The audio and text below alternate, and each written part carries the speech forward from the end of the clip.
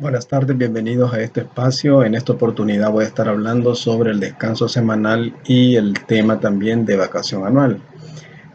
Cuando hacemos referencia al descanso semanal, queremos primeramente dejar por establecida esta noción. La verdad es que la expresión descanso semanal vino a sustituir la descanso dominical, que era la expresión, digamos, un tanto dominante en el siglo, en este caso, XIX. Sin embargo, nosotros bien sabemos que no todos los trabajadores pueden disfrutar del día de descanso el día domingo, sino que lo pueden hacer un día diferente. Y esto tomando en consideración de que si todas las personas descansaran el día domingo, pues no habría la oportunidad de satisfacer ciertos bienes y servicios que también son necesarios dentro de este entorno de la vida moderna. En cuanto a los antecedentes del día de descanso semanal, vamos a tomar en cuenta lo siguiente, o sea, vamos a hablar un poco en este caso sobre un fundamento teológico. Es que la verdad que el día de descanso semanal, la mayoría de tratadistas tratan de ubicarlo en el contexto este del origen de la creación del mundo. Ellos dicen que en el libro de Génesis aparece que 6 días trabajó Dios y el séptimo día reposó. O sea, Dios estableció para él el día de descanso como día de descanso el día séptimo. En la tradición hebrea, pues así fue. En el libro de Éxodos también encontramos en los 10 mandamientos que el día sábado es un día que no se iba a trabajar, era un día para adorar a Dios. No trabajaban los hombres, ni tampoco trabajaban esclavos, ni tampoco trabajaban en este caso los animales. Esa misma referencia la vamos a encontrar ya en el caso de la Edad Media, el, en la Edad Media con el caso del día de descanso semanal, que en las 7 partidas nos va a decir que se va a descansar el día domingo, es decir, el día domingo no va a ser un día en este caso hábil para efecto de poder trabajar. Y esto del día domingo tiene una explicación porque el descanso sabático, ¿verdad? Que sábado proviene de una expresión, en este caso hebrea, zabach, que significa descanso, fue sustituido por el día domini o día del Señor, que en ese caso así se le llamó al día de descanso, ¿verdad? Por a través de una decisión, en este caso del emperador Constantino. El emperador Constantino fue quien sustituyó el día sábado por el día domingo. Y es así que en esta tradición occidental, ¿verdad? Vamos a encontrar nosotros las leyes, en el caso de España, la ley de las 7 partidas, que regula que el día de descanso, en este caso, es el domingo, ¿verdad? No se puede en ese día realizar actividad alguna. Ya en la cuestión de la modernidad, ¿verdad? Toda esa preferencia por el descanso dominical fue borrada, ¿verdad? Y los trabajadores comenzaron a luchar dentro y poner como una de prioridades dentro de sus reivindicaciones el derecho a un descanso semanal remunerado. Entonces, así logran ellos es el derecho a un descanso semanal remunerado. ¿Qué vamos a entender en este caso por el día de descanso? Día de descanso es ese lapso mínimo de tiempo, es decir, de 24 horas, de que el trabajador goza de una prestación sin ejecutar el trabajo que ha convenido a favor de otra persona. Y cuando estamos hablando también del tema del descanso semanal, no hay que perder de vista las finalidades, y estas finalidades conectan un tanto también con los fundamentos que tiene la jornada, la limitación de la jornada ordinaria de trabajo. Entonces, en esta medida vamos a encontrar nosotros que las finalidades del día de descanso semanal también son de orden fisiológico. Y cuando digo de orden fisiológico es porque se ha entendido que no basta en este caso los tiempos que el trabajador tiene después de finalizar su jornada de trabajo diaria y el descanso de la noche, como para efecto de poder recuperarse de la fatiga del trabajo. En ese sentido, se ha considerado que una semana de trabajo, es decir, 6 días de trabajo continuo, ameritan un día de descanso semanal para que el trabajador pueda liberar la presión, en este caso, del trabajo. De orden, también hay una finalidad de orden familiar, que en este caso tiene que ver con el hecho de que el trabajador cuente con un tiempo mayor para efecto de poder cuidar de los suyos. Es decir, tendrá un día de descanso que como mínimo será de 24 horas y en esa hora le puede dedicar más tiempo, en este caso, a su familia. También hay una finalidad de orden social y cultural, donde tiene que ver es que ese día de descanso semanal, el trabajador puede visitar otras familias, El trabajador puede acercarse a una obra de teatro o alguna actividad cultural para efecto de ilustrarse también de modo espiritual. Esas son las finalidades que también tienen, podemos verlas como fundamentos para justificar en este caso la necesidad de que los trabajadores después de 6 días de trabajo puedan tener un día de descanso y que sea remunerado. La duración del día de descanso, ya lo hemos manifestado, es como mínimo de 24 horas. Perfectamente hay empresas donde los trabajadores han celebrado contratos colectivos y en estos contratos colectivos se ha establecido que el día de descanso semanal puede ser de 48 horas, es decir, de 2 días. Eso es muy importante, pero como tiempo mínimo ya las leyes establecen que son 24 horas. En cuanto a la fijación del día de descanso semanal, pues ya hay una fijación legal. En nuestro caso, el artículo 173 de nuestro Código de Trabajo establece que el día de descanso será el domingo, pero se puede también fijar el día de descanso de modo contractual, es decir, cuando hay trabajadores que no están en posibilidad de descansar el domingo, perfectamente pueden hacerlo otro día que se les fije contractualmente, es decir, un día distinto fijado contractualmente. En cuanto a los trabajos durante el día de descanso semanal, un trabajador no está obligado a laborar el día de descanso semanal. Si toma esa decisión de laborar, tendrá que ser con su consentimiento expreso. Ahora hablemos un tanto del aspecto legal.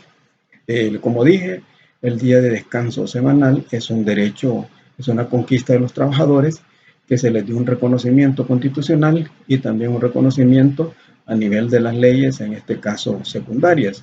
Y cuando se le dé ese reconocimiento a nivel constitucional, el día de descanso constituye o configura un derecho fundamental. Así lo encontramos en el artículo 38, ordinal 7 de nuestra Constitución de la República, donde nos dice que los trabajadores, dentro de los derechos que tienen los trabajadores, está el de un día de descanso semanal. También encontramos en ciertos convenios de la Organización Internacional del Trabajo, como es el convenio C-106 y el convenio C-014, en los cuales se establece también algún marco regulatorio en lo que respecta al día de descanso semanal. Nuestro Código de Trabajo también hace lo mismo. En el artículo 171 ya comenzará a ser un marco regulatorio desarrollando los contenidos importantes, en este caso del derecho al descanso semanal. En este sentido vamos a encontrar en el artículo 171 que el legislador nos dice pues quiénes son los sujetos de este derecho. El sujeto del derecho al descanso semanal será todo trabajador, independientemente del trabajo que preste, independientemente de los salarios, de la forma en que haya en ese caso estipulado su salario. Y este derecho lo va a tener el trabajador, ese derecho de descanso semanal lo tiene por cada semana laboral. Cuando hablamos de semana laboral, estamos haciendo referencia a 6 días de trabajo, 6 días de trabajo que no necesariamente corresponden a una semana natural. Y si corresponden a una semana natural, es obvio que ese trabajador va a descansar el día domingo. Pero si no corresponden a una semana natural, y cuando hablo que no corresponden a una semana natural, es porque ese trabajador tiene como día de descanso puede tener como día de descanso, de acuerdo a un contrato, un día miércoles. Entonces significa que para él los trabajos serán de día jueves a día martes, porque le corresponderá descansar los días miércoles de cada semana. Es la forma como él completaría sus 6 días de trabajo, 6 días de trabajo para tener derecho a un día de descanso semanal. Este mismo artículo 171 establece de que el derecho al descanso semanal remunerado se puede perder cuando el trabajador tiene inasistencias injustificadas durante esa semana laboral. Y cuando hablamos de inasistencias injustificadas, está relacionado con el caso de que el trabajador sin motivo justificado alguno, falta a su trabajo. Esas faltas al trabajo estarían justificadas de conformidad al artículo 203 de nuestro Código de Trabajo si están en relación con una enfermedad del trabajador, si están en relación con un accidente que pueda sufrir el trabajador, con una privación de libertad que haya sufrido el trabajador, por casos fortuitos o por fuerza mayor, que son los que en este caso inhiben al trabajador de ir o imposibilitan al trabajador de ir a la empresa para prestar sus servicios. En esos casos sí, su inasistencia estaría justificada y por ende tendría derecho al día de descanso remunerado. Cuando las inasistencias son injustificadas, en ese caso el trabajador pierde la remuneración por ese día de descanso semanal. También veamos un poco lo que nos dice el artículo 172. Y es que, como dije anteriormente, el descanso semanal es para el descanso semanal remunerado es para todos los trabajadores de una empresa. Y en este caso, el artículo 172 nos dice que tienen derecho al descanso semanal los trabajadores, eh, los trabajadores que no están sujetos a horarios. Los trabajadores que no están sujetos a horarios son los trabajadores del artículo 80 de nuestro Código de Trabajo, es decir, hace referencia específicamente a trabajadoras de oficios del hogar. En este sentido, las trabajadoras de oficio del hogar también son sujetos de derecho en cuanto a un día de descanso semanal remunerado. Hablemos un poco del artículo 173. De conformidad al artículo 173 de nuestro Código de Trabajo, la regla general es que el día de descanso es el domingo, es decir, el trabajador tiene derecho a descansar los días domingos. Sin embargo, no siempre las empresas pues existen esas posibilidades de fijar al trabajador como día de descanso el día que legalmente ha señalado el artículo 173 y en ese caso lo hacen en días distintos en un día distinto. Les dije, puede ser un lunes, puede ser un martes, un miércoles, cualquier otro día, excepto en este caso el día domingo. Eso es así porque hay ciertas actividades donde por razones razones de interés público, por razones de interés de orden técnico o por otras circunstancias accidentales, los trabajadores están imposibilitados de descansar el día domingo. En ese caso tendrán derecho a un día distinto de descanso semanal. En el artículo 174, el legislador establece que los trabajadores tendrán derecho a gozar a una prestación equivalente al salario básico. Ya decimos anteriormente, lo que se le da al trabajador en concepto de equivalente a salario no es una retribución, sino que es una prestación social y no es retribución, porque la retribución a final de cuentas es algo que se da a alguien que ha realizado trabajos, pero en este caso el trabajador no realiza, no presta servicios en ese día, porque como ya sabemos, el descanso semanal implica, ¿verdad?, el tiempo en que el trabajador, ¿verdad?, como mínimo de 24 horas de goza de un salario sin haber prestado servicios. Entonces, en este caso no hay prestación de servicio, por lo tanto, si no hay prestación de servicio, lo que recibe en ese caso no es una retribución traducida en salario, sino una prestación social equivalente, lo que equivale al salario básico de un día, es lo que se le paga en este caso al trabajador por el día de descanso semanal. En el artículo 175 aparece algo muy importante, es decir, una pregunta que ya habíamos formulado con anterior. Es decir, si el trabajador está obligado o no a trabajar el día de descanso semanal. Un trabajador no está obligado a trabajar el día de descanso semanal y si esa decisión la toma, tiene que ser voluntaria. Pero digamos que el empleador, para el caso, ofreció al trabajador que elaborara el día de descanso semanal y el trabajador aceptó. Por el hecho de haber aceptado ese trabajador a elaborar el día de descanso semanal, va a recibir una remuneración, en este caso extraordinaria. Extraordinaria porque este artículo 175 de nuestro Código de Trabajo nos dice que ese trabajador tendrá derecho al día de salario más un recargo del 50%.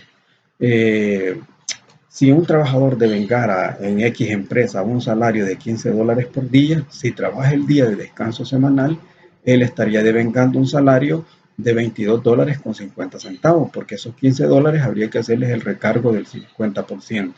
Ahora bien, si este trabajador ese mismo día labora horas extraordinarias, las horas extraordinarias se van a obtenerle el cálculo correspondiente en base a ese salario extraordinario, es decir, en base a los $22.50.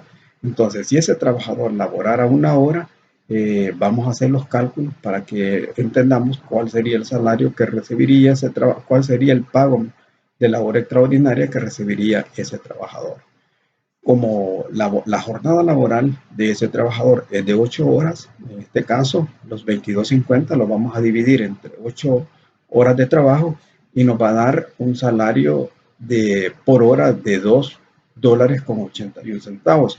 A estos dólares, a $2.81 le hacemos el recargo del 100% que habla el artículo 169 de nuestro Código de Trabajo, y ese trabajador estaría teniendo ahí un salario por hora de $5.62. Esa es la forma como estaríamos haciendo esos cálculos del artículo 175. Es decir, los derechos a que va a acceder un trabajador que voluntariamente decidió laborar el día que legal o contractualmente le corresponde descansar es un salario, su salario básico con un recargo del 50% más un día de descanso compensatorio. Este día de descanso compensatorio se le va a dar en la misma semana o en la semana entrante. Y el legislador establece algo muy importante. Este día de descanso compensatorio cuenta como día de trabajo efectivo para efecto de completar los otros 6 días que son necesarios para que él pueda gozar de descanso semanal remunerado en la próxima semana. Esos son los desarrollos que hace nuestro legislador en lo que respecta a lo que conocemos nosotros como el derecho fundamental al descanso semanal. Recordemos, es muy importante, es un derecho que tendrá todo trabajador. Los reclamos de si el empleador no paga ese es el salario a un trabajador por su día de descanso, pues obviamente esos pagos, de acuerdo al artículo 613 de nuestro Código de Trabajo, prescriben en 180 días. Entonces ahí hay que seguir los recuentos pertinentes, es decir, cuándo debió haberse efectuado el pago de ese día de descanso semanal. Obviamente se debió haber efectuado en la fecha de pago. En esa fecha de pago es que vamos a comenzar a contar los 180 días para efecto de evitar que ese derecho prescriba y el trabajador pueda hacer las reclamaciones pertinentes. Y si ha prescrito, el trabajador puede hacer las reclamaciones correspondientes, y si la contraparte no invoca esa prescripción, el juez no podrá pronunciarse de oficio y lo que va a resolver es, ordenando al empleador en ese caso que pague el día de descanso semanal adeudado a un trabajador. Ahora, hablemos un tanto del derecho a la vacación anual, porque hasta ahora hemos venido hablando del día de descanso semanal. Hablemos un poco de la vacación, en este caso anual.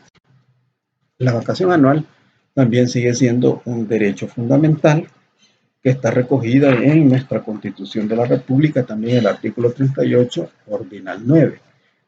Se le conoce pues como derecho fundamental, en este caso del trabajo. ¿Qué es la vacación anual? La vacación anual es el derecho al descanso ininterrumpido de 15 días como mínimo que tiene un trabajador luego de haber laborado 200 días durante un año de servicio para un mismo patrono. Ese es en este caso lo que vamos a entender por vacación anual. Es decir, vacación anual es el descanso ininterrumpido de 15 días como mínimo que tiene un trabajador después de haber laborado 200 días en un año de servicio para una misma empresa o un mismo empleador. A partir de eso hay que hacer referencia ahora a cuáles son los antecedentes de la vacación anual. La vacación anual remunerada pues no tiene mucha historia como la tiene en este caso el día de descanso semanal, como la tiene también las limitaciones de jornada de trabajo. En cuanto a los antecedentes, el primer antecedente se ubica en el año de 1872, donde se estableció la vacación anual remunerada específicamente en el ámbito de la industria. Ya hasta entrado el siglo XX, ya en la segunda década del siglo XX, comienza a universalizarse el derecho a la vacación anual remunerada. En el contexto de nuestro país, o sea, de El Salvador, vamos a tener que este reconocimiento se hace en la Ley de Protección a los Empleados de Comercio de 1927. Ahí se establece el derecho de estos empleados de comercio a la vacación anual remunerada. pero el resto de los trabajadores no tenía acceso a este derecho, sino que se va a dar de la década de los 50 en adelante, donde se va a establecer la normativa correspondiente, reconociendo el derecho que los trabajadores tienen a una vacación anual remunerada. Las finalidades de la vacación siguen siendo similares también a las de la limitación de la jornada de trabajo y en este caso también a las del día de descanso. Por lo tanto, las finalidades son de orden fisiológico. Un año de trabajo provoca cansancio continuo y frente a este cansancio continuo, la forma de poder mitigar ese cansancio, esa fatiga, es por la vía de un descanso continuo. De ahí se ha considerado que el descanso continuo de 15 días obviamente es lo que va a servir como una válvula de escape, ¿verdad? Para que el cuerpo humano no estalle pues, ante la presión del trabajo. El trabajador puede en este caso disfrutar un poco de esparcimiento, el trabajador pueda dedicarse a su familia, puede dedicarse a otras actividades ajenas a la empresa y en esa forma esos 15 días lo hacen salir de esa monotonía y cuando regresa a la empresa lo hará con mejor ganas de prestar en este caso los servicios. ¿Quién es el sujeto de la vacación anual? El sujeto de la vacación anual lo es todo trabajador. Todo trabajador independientemente del trabajo, de la especie de trabajo que realice, así como también de la forma en que haya pactado el salario, tendrá derecho a una vacación anual remunerada. ¿Cuáles son las obligaciones que tiene el empleador frente a este derecho? Las obligaciones que tiene el empleador en este caso es el de fijar y otorgar la vacación anual al trabajador. Tiene como obligación también pagar de modo anticipado las vacaciones al trabajador. De igual modo, tiene como obligación no exigir al trabajador que preste servicio alguno mientras éste se encuentra disfrutando de la vacación anual. Las obligaciones que tiene el trabajador en este caso son exigir que le den la vacación anual.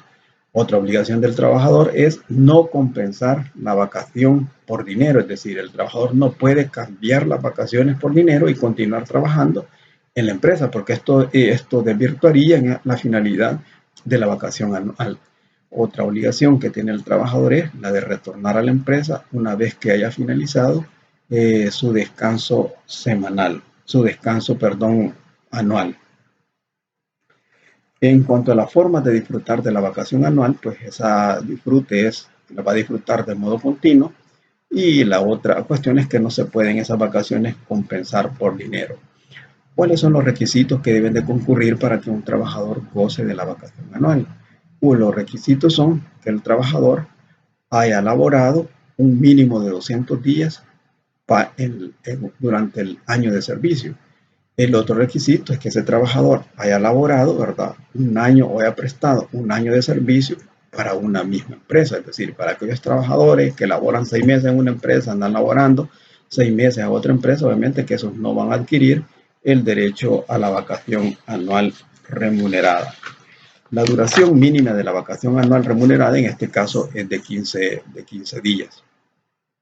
Y llamamos mínimo porque esos días se pueden ampliar en los contratos colectivos de trabajo.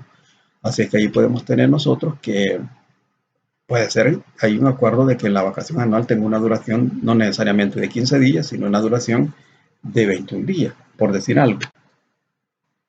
En cuanto al periodo en este caso de computable para los 200 días, vamos a entender lo siguiente, ¿verdad? Nuestro legislador exige que el trabajo, como requisito, que un trabajador labore 200 días en una empresa. Esto tiene justificación porque hay empresas pues, donde los trabajadores quizás laboren de lunes a viernes o los trabajadores laboren 4 días a la semana.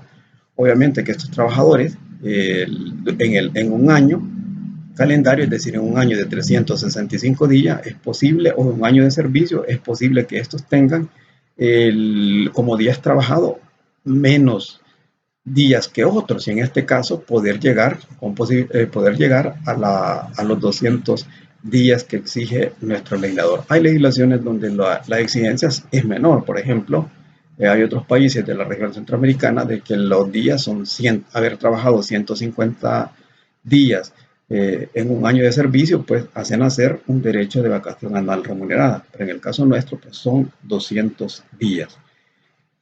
Es de tomar en cuenta que cómo vamos a hacer los cómputos de estos 200 días. hay trabajadores que dentro de la empresa pues tienen días que no son, hay días que no son laborables. Por ejemplo, días no laborables encontramos nosotros el día de descanso. Por ejemplo, el día de descanso semanal es un día no laborable. Ese no se estaría computando. Tampoco vamos a computar nosotros los días de asueto. Tampoco vamos a computar, en este caso, los días de aquellos periodos de suspensión de contrato de trabajo por enfermedad, por accidente, por licencia, por maternidad, etcétera. Eso pues, el artículo 181 de nuestro Código de Trabajo dice que no se van a entender estos periodos, ¿verdad? Estas suspensiones de contrato de trabajo no afectan la continuidad, ¿verdad? Del año del año de servicio, pero los días que comprenda la suspensión del contrato no se van a contar como trabajo efectivo para efecto de hacer el cómputo de los 200 días en el año de servicio. Esto constituye algo contradictorio con lo que establece el convenio 132 de la Organización Internacional del Trabajo.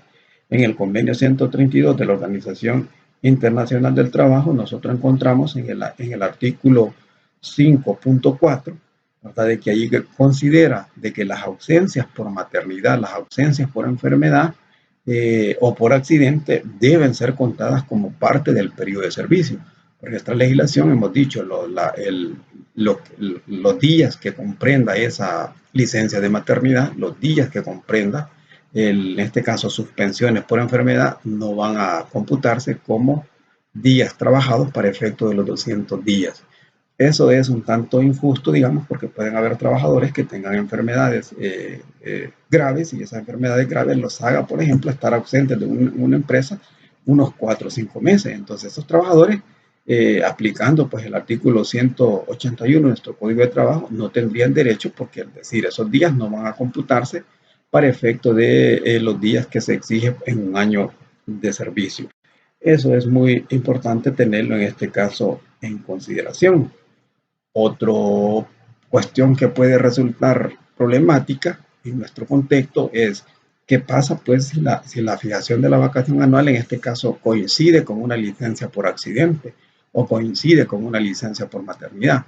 Recordemos que el empleador ya tiene un calendario de fijación de vacación anual, es decir, las vacaciones anuales ya están planificadas en una empresa, ya está la fecha en que cada uno de los trabajadores entrará a disfrutar de esa vacación. Y esto puede en un momento determinado generar esa coincidencia, es decir, que la fecha que ya estaba previamente planificada para que ese trabajador disfrute de la vacación anual le coincida con una licencia por maternidad o le coincida con un accidente de trabajo. ¿Qué pasaría?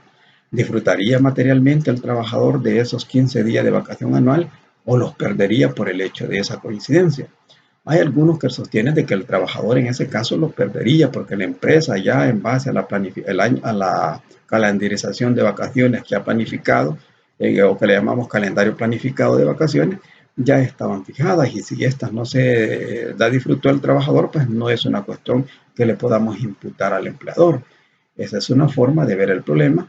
Otros ven el problema partiendo de lo que establece el convenio 132 de la Organización Internacional del Trabajo, que específicamente el convenio 132 es sobre vacación anual remunerada.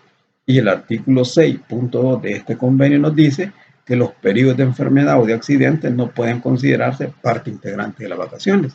Y si no se consideran parte integrante de las vacaciones, es decir, en casos de esa coincidencia, el empleador tendrá en ese caso que fijar una fecha distinta en la que el trabajador pueda entrar a disfrutar de la vacación anual.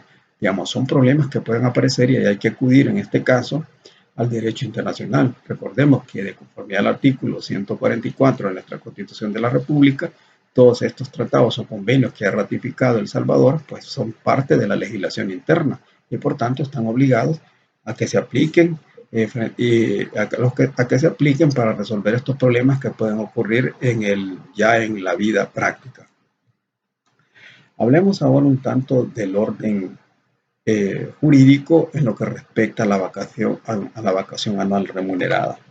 Como decía al inicio, el artículo 138, número 9 de nuestra Constitución, hace un reconocimiento del derecho fundamental a la vacación anual remunerada. Es decir, esta la va a tener todo trabajador siempre y cuando acredite un mínimo de días trabajados, que de acuerdo a nuestra legislación son 200 días en un año de servicio.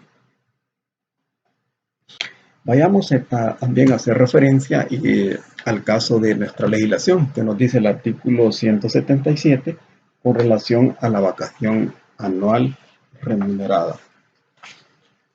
En el artículo 177 nos dice que después de un año de trabajo continuo en una misma empresa, es decir, se trata de un año de trabajo continuo para un mismo patrono, en este caso da nacimiento al derecho a un periodo de vacaciones, dará derecho a un periodo de vacaciones de 15 días remunerados con un recargo del 30%.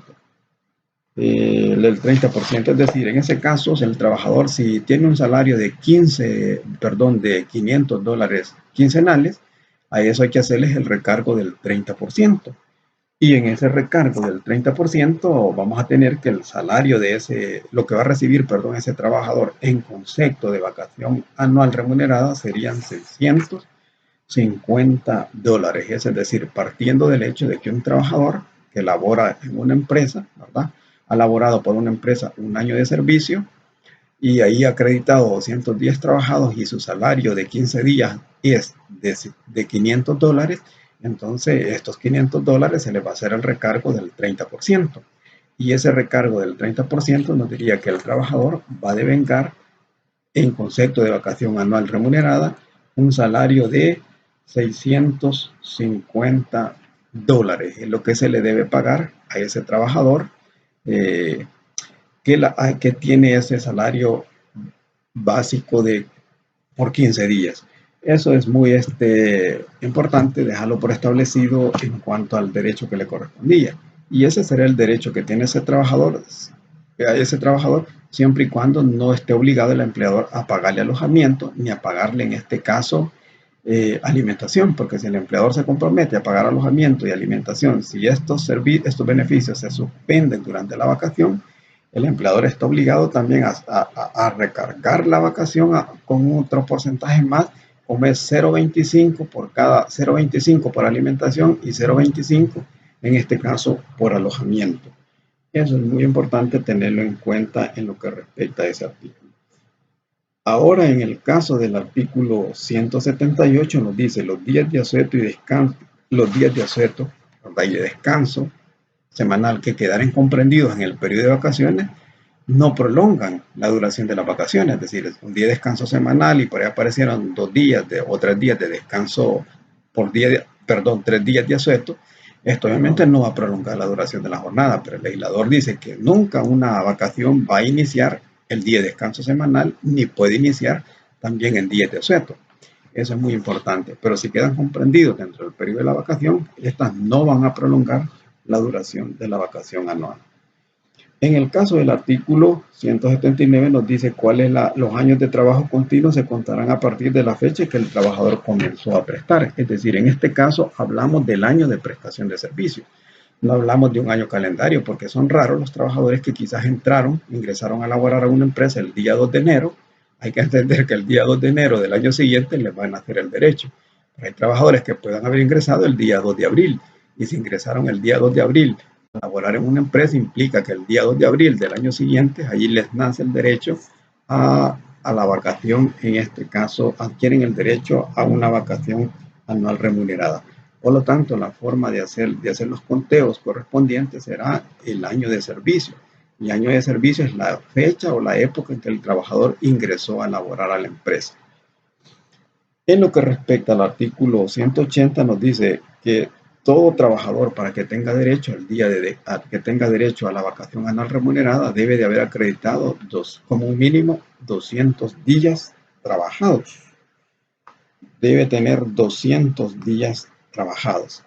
Aquí no importa si la duración de la jornada de trabajo es de 8 horas o menor de 8 horas o de 4 horas. Digamos que la jornada de trabajo es de 4 horas. Eso no inhibe al trabajador del derecho a la vacación anual remunerada siempre y cuando la haya laborado 200 días 200 días trabajados para un mismo patrono durante un año de servicio, ¿verdad? Eso es importante tenerlo en cuenta. Luego el artículo 181, pues que nos dice que se entenderá que la continuidad de trabajo no se interrumpe, la continuidad del trabajo no se va a interrumpir cuando ocurran suspensiones de contrato de trabajo, derivadas de qué, de un accidente de trabajo, derivadas de una licencia, podemos decir, por maternidad, derivadas en este caso de una enfermedad común o de una enfermedad profesional.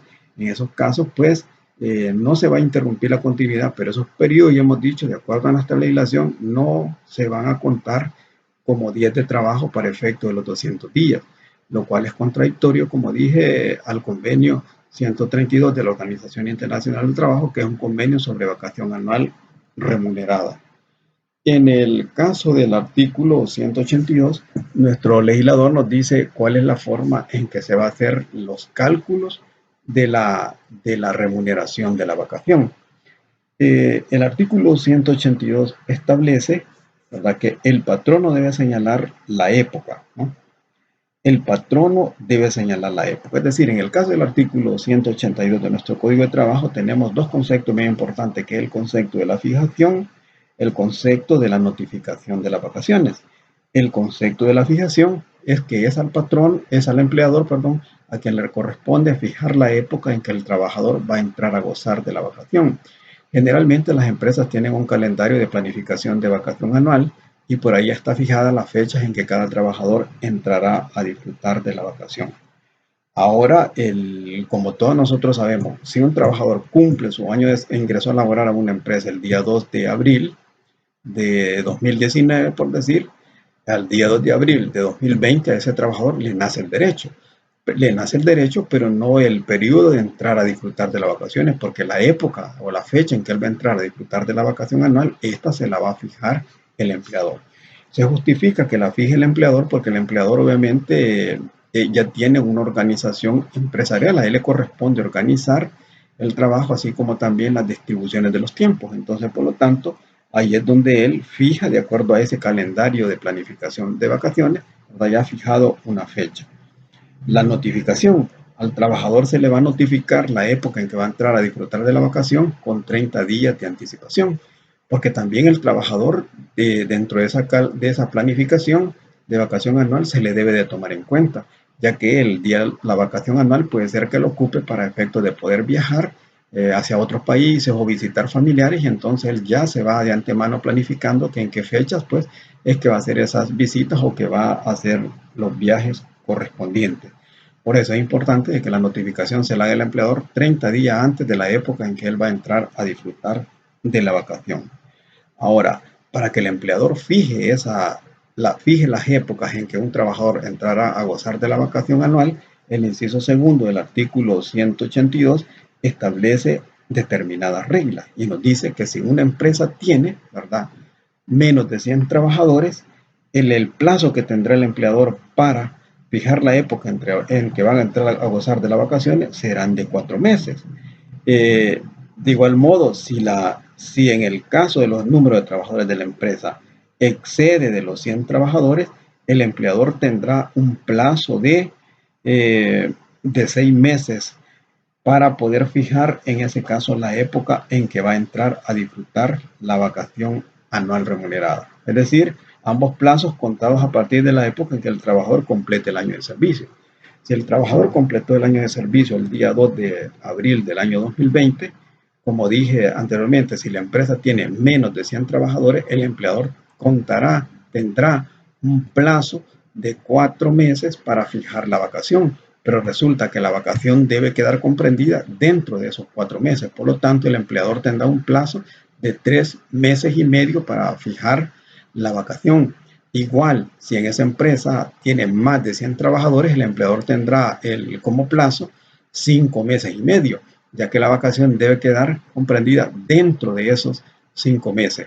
Esto es bien importante tomarlo en cuenta porque si el empleador no remunera esa vacación, obviamente que al trabajador le nace un derecho de hacer las reclamaciones correspondientes. Y si el trabajador deja pasar un número mayor de 180 días, de conformidad al artículo 613 de nuestro Código de Trabajo, estaría prescribiéndole el derecho a la vacación anual remunerada.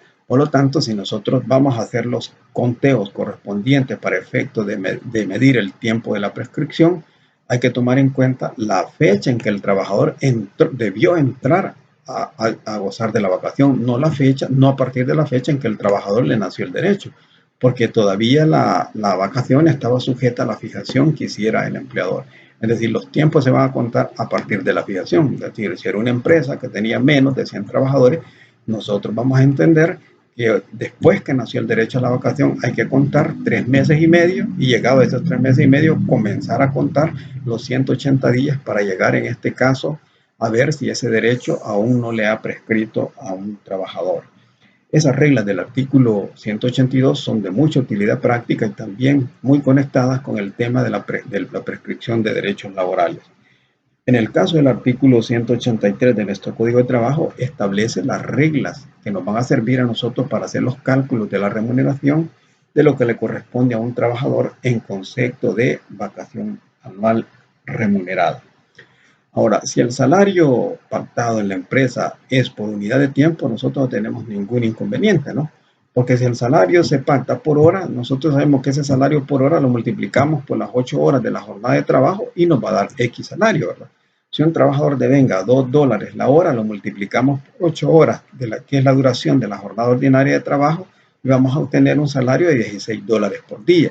Estos $16 de salario por día lo multiplicamos por 15 y vamos a tener el salario quincenal, y a eso le hacemos un recargo del 30%, y en esa forma hacemos el cálculo correspondiente de lo que le corresponde en concepto de vacación anual remunerada.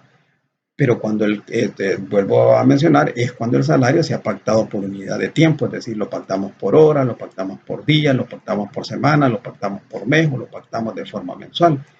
Pero la verdad que existen otras formas en que se puede pactar el salario, y a eso es lo que se refiere a la regla segunda del artículo 183. Es decir, que aquí estamos nosotros en presencia de salarios que se pactaron, por ejemplo, por comisión, salarios que se pactaron por obra, salarios que se pactaron por ajuste o precio alzada.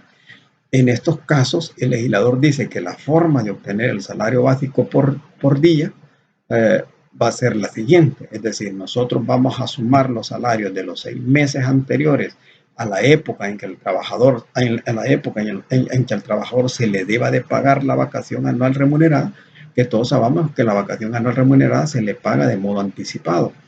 Y si se le pagamos de modo anticipado, entonces vamos a entender que son los salarios de los 6 meses anteriores a esa época que tuvo el trabajador los que nosotros vamos a sumar. Porque los salarios ahí no son como en las unidades de tiempo, que un trabajador siempre va a devengar $500 mensuales. Ahí no, cuando son por comisión, esos varían. Puede ser que un mes tuvo $300, en otro mes 400, en otro mes $500, en otro mes 800, etcétera. Entonces, nosotros vamos a hacer la sumatoria de los salarios de los 6 meses anteriores a la época en que el trabajador va a entrar a gozar de las vacaciones, y los vamos a dividir entre los días laborables en ese periodo. Los días laborados en ese periodo son días trabajados. Por lo tanto, vamos a tener a la mano un calendario para efecto de ir descartando días de asueto, días de descanso, etcétera. En esa forma es que vamos a hacer el cálculo, ¿verdad?, del salario básico por día, cuando estemos frente a una forma distinta de hacer de haber estipulado el salario. El artículo 184 de nuestro Código de Trabajo hace una regulación que yo ya la mencioné con anterioridad. Es decir, que si el empleador se comprometió a pagar al trabajador alojamiento, a pagar alimentación, si estas se ven interrumpidas o suspendidas por ocasión de la vacación anual remunerada, el empleador en ese caso estará en la obligación de recargar la vacación con un 0,25% por alojamiento, otro 0,25% por alimentación. En el caso del artículo 185 de nuestro Código de Trabajo, ya establece lo que yo he venido comentando. La vacación anual se debe de remunerar antes de que el trabajador, debe pagarse inmediatamente antes de que el trabajador entre a disfrutarla de la misma.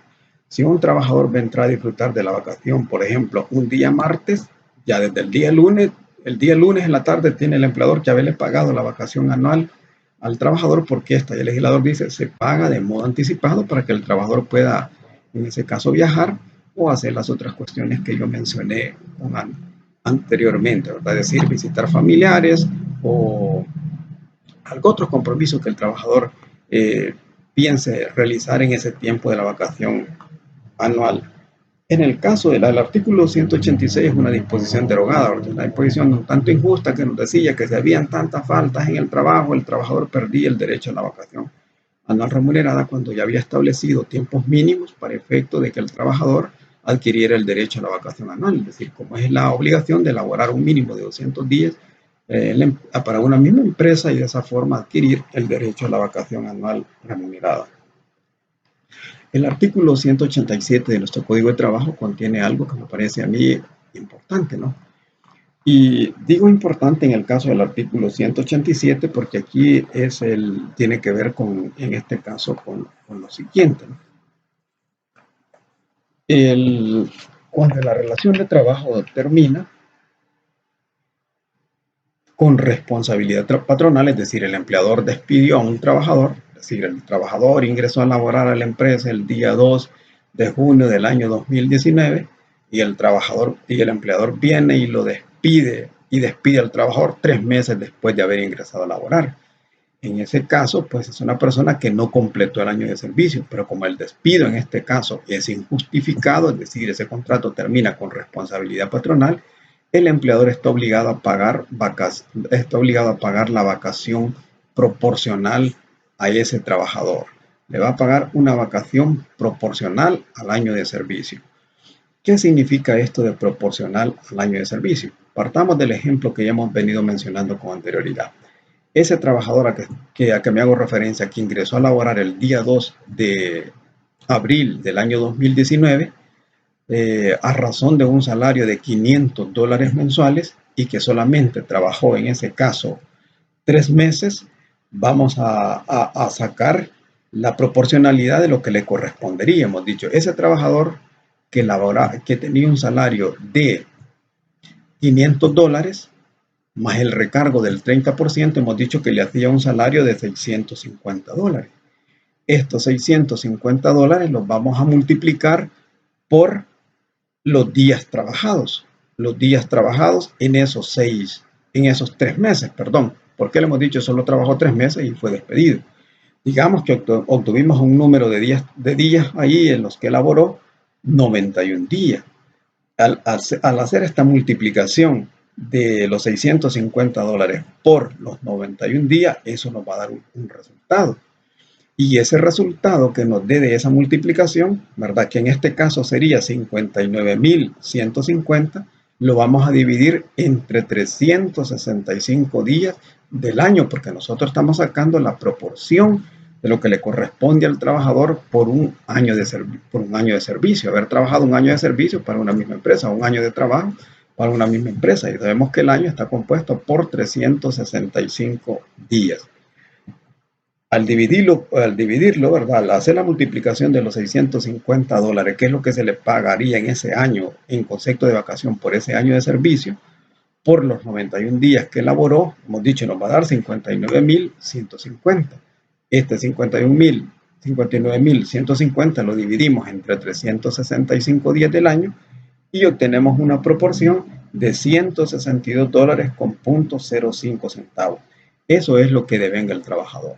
¿Qué es lo que hemos hecho en este caso? Simplemente aplicar la regla de 3. Y cuando decimos aplicar la regla de 3, nosotros tenemos lo que le corresponde a ese trabajador en concepto de vacación anual por un año de servicio. Tenemos también el número de días que él trabajó en esos 3 meses. Y luego tenemos nosotros los 365 días que comprende un año. Entonces, lo que nosotros andamos buscando es la proporción. Y como buscamos proporción, lo que hacemos es que lo que él devenga o lo que le corresponde en concepto de vacación anual remunerada, lo vamos a multiplicar por el tiempo, por los días trabajados, que en este caso fueron 91 días.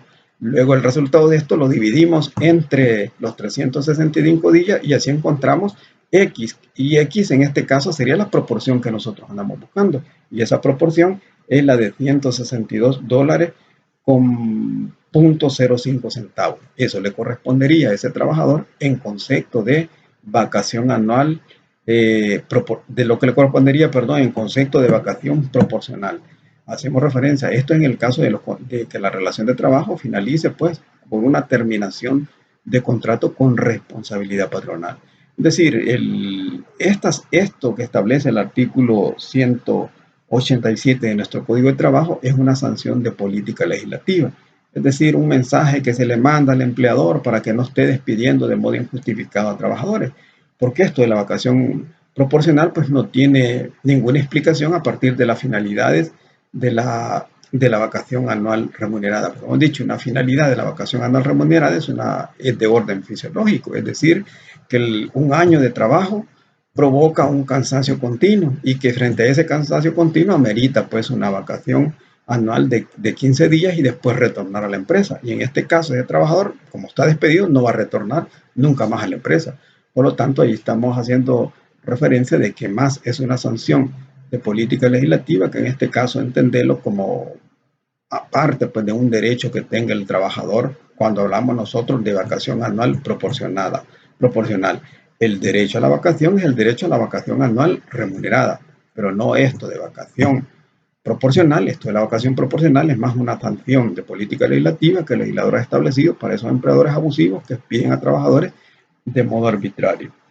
Este del artículo 187 también hace otra regulación, como es el caso de la terminación del contrato por vencimiento de plazo. Es decir, un trabajador que fue contratado por un año de servicio, que ingresó el día 2 de abril del año 2019 y le finaliza el contrato el día 2 de abril del año 2020.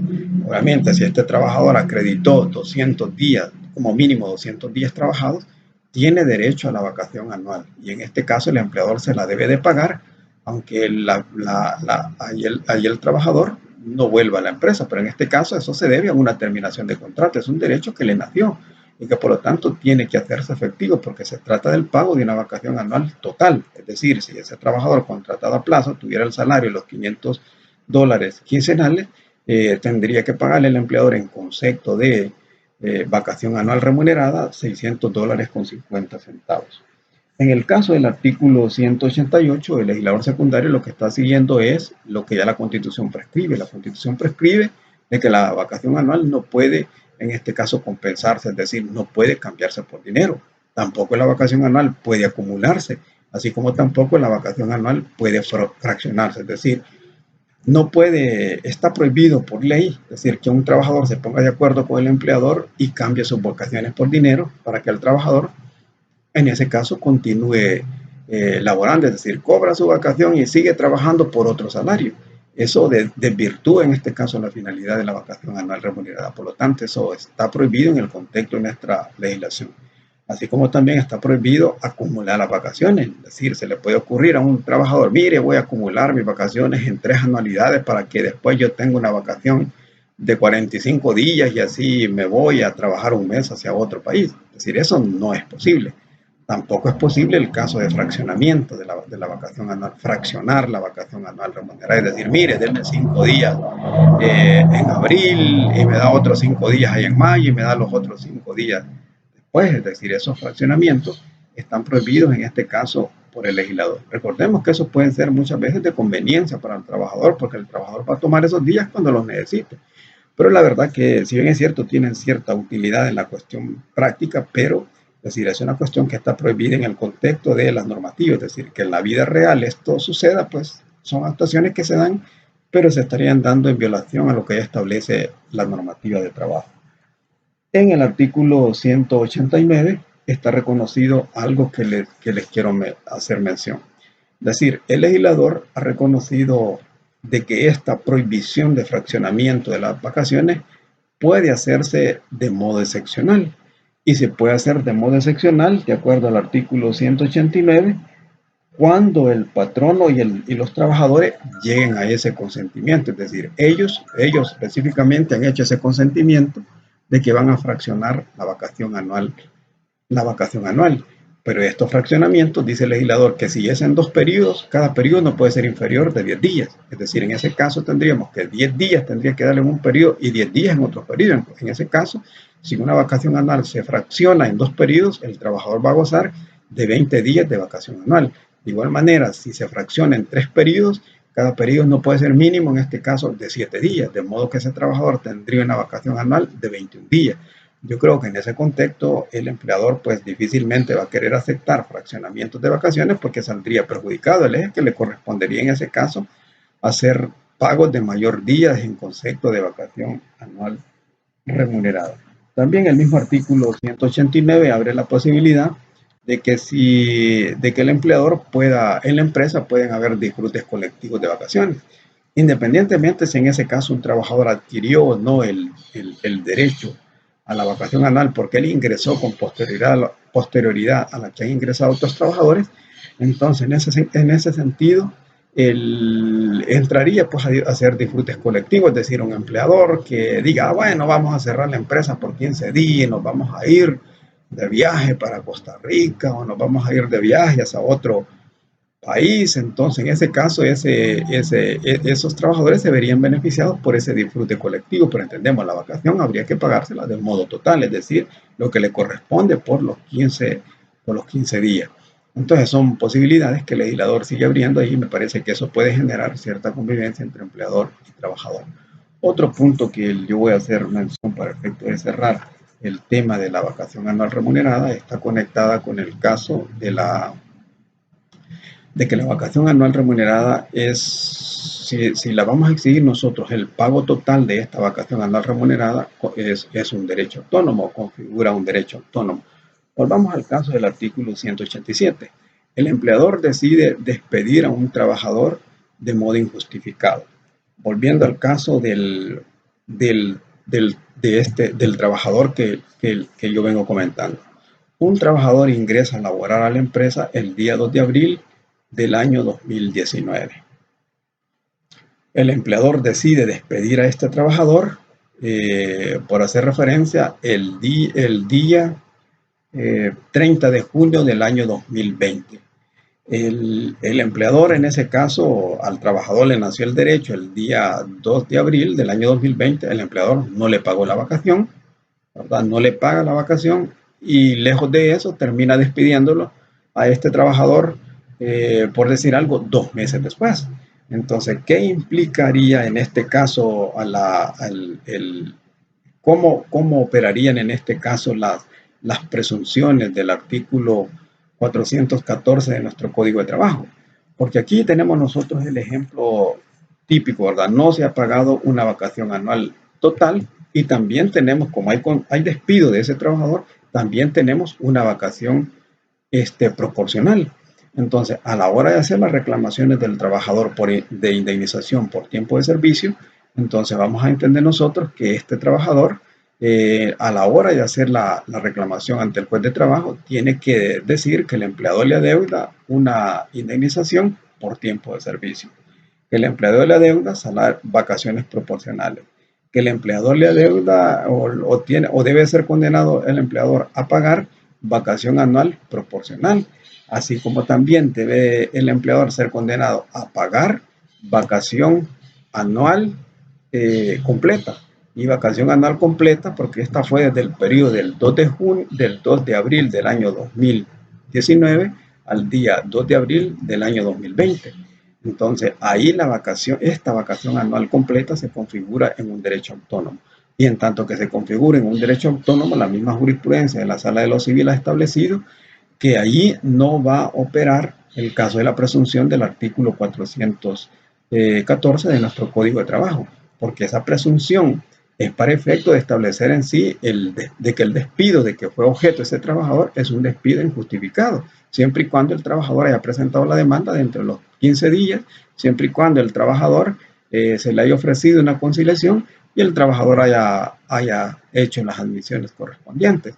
Entonces, o haya comparecido a la audiencia conciliatoria, perdón, el trabajador, entonces ahí es donde opera esa presunción, es decir, la presunción del artículo 414 va a operar si el trabajador, en este caso, presentó la demanda dentro de los 15 días. Si el trabajador fue citado a la audiencia conciliatoria y concurrió a la audiencia conciliatoria, independientemente de que concilie o no con el empleador. Esos requisitos son básicos para efecto de que la presunción opere, pero esta presunción va a operar para efecto de los reclamos que en ese caso hace de indemnización por tiempo de servicios completos, por tiempo de servicios proporcionales, por la vacación proporcional, por el aguinaldo proporcional y por los salarios caídos, pero no va a operar en sí por la reclamación que estoy haciendo del pago de una vacación anual completa. La vacación anual completa el trabajador tiene que probarla, es decir, el trabajador tiene que probar que durante el periodo de 2000, del 2, perdón, de abril de 2019 al periodo del 2 de abril de 2020, él estuvo laborando en esa misma empresa y que en esa misma empresa laboró un periodo de vamos a decir, de 200 días como mínimo. Establecida esa circunstancia, el trabajador tendrá derecho a que le paguen la vacación completa. Si ese trabajador no establece ese extremo procesal, pues obviamente que el empleador no va a ser condenado a ese pago. Estos elementos de análisis que he venido trayendo hasta este momento, ¿verdad?, son interesantes para que nosotros podamos, en ese caso, entender la importancia que tienen, ¿verdad?, estas instituciones de nivel de derecho del trabajo, ya que son de mucha utilidad práctica, ¿verdad? Así como hablé en su momento del contrato individual de trabajo, ya a rato vengo hablando en este caso de las condiciones de trabajo, como es jornada, como es el caso del descanso semanal y como es este caso de la vacación anual. Quedan pendientes dos temas, como es el caso de los días de asueto, y nos quedan pendientes el tema de la prima anual, que esas también son de mucha utilidad práctica, así es que en la próxima sesión yo estaría subiendo un vídeo también sobre esos dos instituciones y con eso serían los contenidos con los que vamos a llegar en este caso a la segunda evaluación. Así es que muchas gracias por estar nuevamente conmigo y recuerden, como lo digo siempre, las preguntas y lo que podamos dialogar sobre esto lo podemos hacer en el grupo correspondiente. Ahí escríbanme y yo voy a estarle en su momento respondiendo a sus preguntas. Así es que nos vemos en la siguiente sesión.